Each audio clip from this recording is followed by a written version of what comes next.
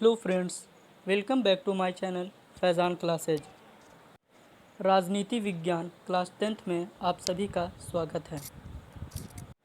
आज हम लोग राजनीति विज्ञान का अध्याय 2 सत्ता में साझेदारी की कार्य प्रणाली, इसका महत्वपूर्ण लघु प्रश्नों उत्तर इस वीडियो में देखने वाले हैं।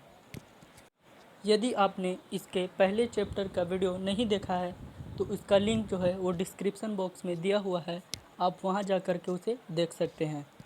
तो चलिए दोस्तों, वीडियो स्टार्ट करते हैं। तो पहला जो महत्वपूर्ण लघु प्रश्न है वो ये है कि संघात्मक शासन क्या है। तो इसका उत्तर होगा कि सत्ता के विभाजन के आधार पर शासन के दो प्रकार होते हैं, एकात्मक शासन एवं संघात्मक शासन। जब सत्ता एक ही जगह केंद्रित होती है तो उसे एकात्मक शासन कहा जाता है।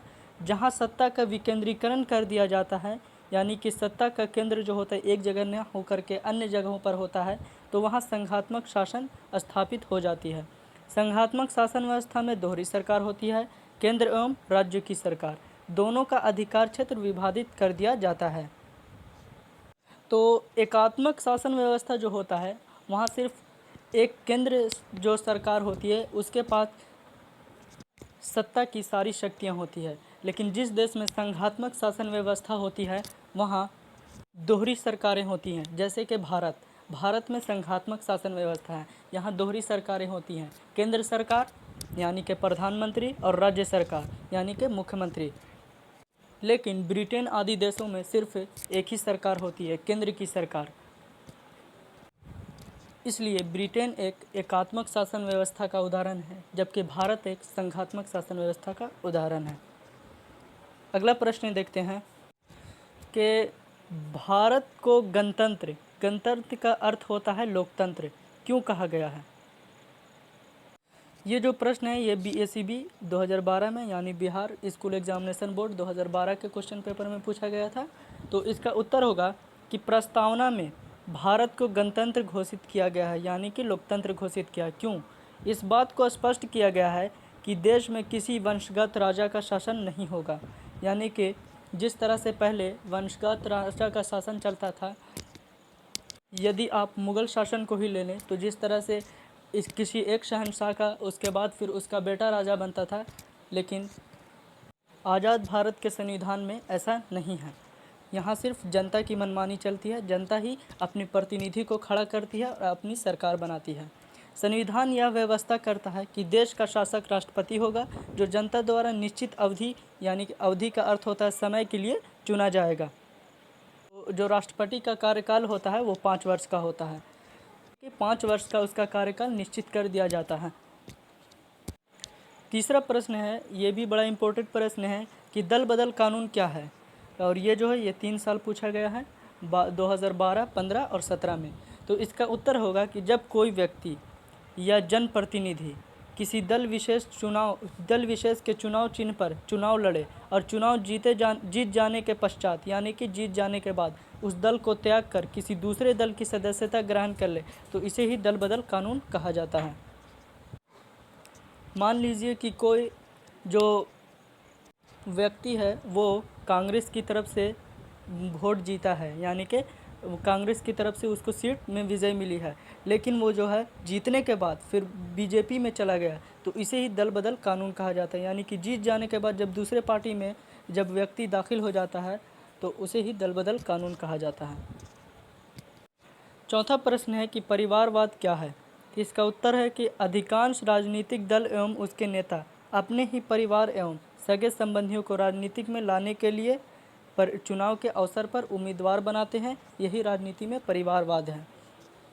यानी कि कोई व्यक्ति है वो अपने बेटा, पत्नी या फिर और किसी को भी चुनाव में खड़ा कर सकता है, चुनाव के अवसर आने पर चुनाव लड़ने के लिए।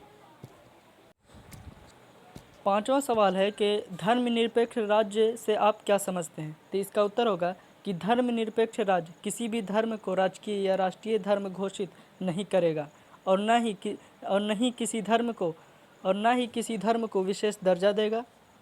धर्मनिरपेक्षता के अंतर्गत संविधान सभी नागरिकों को किसी भी धर्म का पालन करने यानी कि पालन करने एवं उसका प्रचार करने की आज़ादी देता है। ये दोनों प्रावधानों से स्पष्ट होता है कि भारत धर्मनिरपेक्ष राज्य यानी कि राष्ट्र है। राष्ट्र का अर्थ होता है देश। तो धर्मनिरपेक्ष राष्ट्र जो होता है, देश होता है, उसमें कोई भी व्यक्ति किसी भी धर्म को मान सकता है और अपने धर्म का प्रचार प्रसार भी बिना भय के कर सकता है। छठा जो सवाल है वो है कि भारत में राज्यों का पुनर्गठन कब किया गया। तो इसका उत्तर होगा कि भारत में भाषा के आधार पर पहली बार राज्यों का पुनर्गठन 1956 ईस्वी में किया गया था। आंध्र प्रदेश भाषा के आधार पर बनने वाला पहला राज्य था। 7 नंबर प्रश्न है कि मार्टिन लूथर किंग कौन थे। तो इसका उत्तर होगा कि वे एक अश्वेत नेता थे जिन्होंने नस्लवाद के विरोध में लंबा संघर्ष किया था। बाद में इनकी हत्या हो गई थी। अगला प्रश्न है कि गृह युद्ध क्या है। तो इसका उत्तर होगा कि जब देश के भीतर ही देश के लोगों के बीच संघर्ष एवं हिंसा शुरू हो जाती है तो इसे ही गृह युद्ध नाम दिया जाता है, जैसे श्रीलंका में तमिल एवं सिहरी लोगों के बीच हुआ था। तो गृह युद्ध का अर्थ होता है जब देश के कुछ लोग या दो समुदायों के बीच, दो धर्म यानी संप्रदायों के बीच जब लड़ाई हो जाती है या फिर दो जातियों के बीच लड़ाई हो जाती है जिससे कि राजनीतिक प्रभावित होती है, तो इसे ही गृह युद्ध कहा जाता है। आसान भाषा में समझे तो देश के अंदर दो समुदायों के बीच की लड़ाई या राज्यों के बीच की लड़ाई। अगला प्रश्न है कि भारत में पंचायती राज्य व्यवस्था की शुरुआत कब और कहाँ हुई। तो इसका उत्तर होगा कि भारत में पंचायती राज व्यवस्था की शुरुआत राजस्थान के नागौर जिले में सन 1959 ईस्वी में हुई। राजस्थान के नागौर जिले से सन 1959 ईस्वी से हुई। आखिरी प्रश्न है कि नस्लवाद क्या है। तो इसका उत्तर होगा कि जब किसी देश में नागरिकों के बीच नस्लों के आधार पर भेदभाव हो तो उसे नस्लवाद कहते हैं। जैसे दक्षिण अफ्रीका में श्वेतों एवं अश्वेतों के बीच भेदभाव, यानी कि गोरे एवं काले लोगों के बीच भेदभाव। तो दोस्तों ये था आज का वीडियो। आशा करता हूँ कि वीडियो अच्छा लगा होगा। अच्छा लगा तो इसे लाइक कीजिए, दोस्तों के पास शेयर कीजिए और ऐसी ही और वीडियोस देखने के लिए हमारे YouTube चैनल फैज़ान क्लासेज को सब्सक्राइब कीजिए। तब तक के लिए मिलते हैं अगले वीडियो में। जय हिंद।